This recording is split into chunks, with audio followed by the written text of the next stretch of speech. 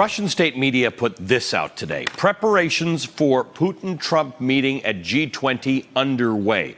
Quote, the situation over the strait doesn't affect preparations for a meeting between Russian President Vladimir Putin and his U.S. counterpart Donald Trump at the G20 summit in Buenos Aires, a Kremlin spokesperson told reporters. Nothing to worry about. Plans are underway, folks. Joining us now, Michael McFaul. He's the former United States ambassador to Russia under President Obama. Mr. Ambassador, good to see you, and I appreciate you being here tonight. Sure. Thanks for having me. What do you make of this this most recent example of Russian aggression toward Ukraine and Crimea? Putin's testing Ukraine. He's testing the world. He's testing the West. He's trying to see what he can get away with. He's trying to de facto create Russian territorial control over that waterway. It's illegal, and I hope the West and the United States and President Trump will push back.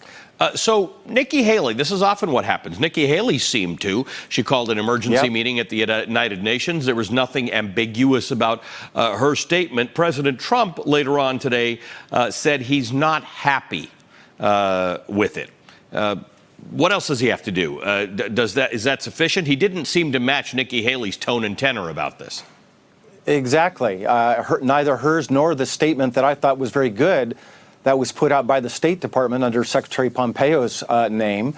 He equivocated. He, like you said earlier in your piece, he wouldn't mention Putin. He didn't call it aggression. He didn't call it right and wrong. He just seems incapable of criticizing Vladimir Putin. It is extraordinary.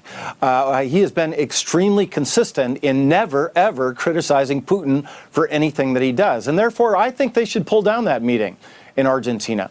Remember the last summit, right, in Helsinki? He stood next to Putin, and because Putin spoke strongly, I think I'm quoting the president, he said, I believe Putin over our intelligence community. Right. I don't want him to do that again. Stand next to Putin and said, well, it was a provocation by the Ukrainians. That would not be in America's national interest. Just better not to have the meeting. I remember speaking to you that day, and I wonder in hindsight whether it was a good thing or a bad thing. There's a piece of me that thinks that Helsinki, Trump standing next to Putin, was a good thing because everybody got to see that the emperor had no clothes. You actually got to see what Donald Trump is like when he's around Vladimir Putin, that there was a real sense, there was a number of people who believe that when he's there, he'll be tougher. This is all talk for a different audience. He does not seem to be able to take a reasonable stance on anything when it comes to confronting Putin. In fact, his constant conversation about Crimea blames President Obama and you as the ambassador at the time. Yes. Well, it's an interesting point you make about exposing President Trump and the way he deals with Putin and Helsinki. I think that's right. But what's tragic about it, and what I worry about for this next meeting, is that the President of the United States is actually supposed to advance American national interest and our security interest and the interest of our allies and partners. And that's what he should do in G20, at that G20 summit. And if he can't do it, then I think the U.S. Congress has to act. There's already pieces of legislations, several bills already have been floating around for new sanctions on Russia. I think if the president can't do it, Congress should step in. We might see that. Michael McFaul, always a pleasure to see you. Thank you for being with us. Michael McFaul is the former United States ambassador to Russia.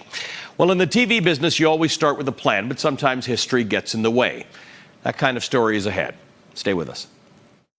Hey there, I'm Chris Hayes from MSNBC. Thanks for watching MSNBC on YouTube. If you want to keep up to date with the videos we're putting out, you can click subscribe just below me or click over on this list to see lots of other great videos.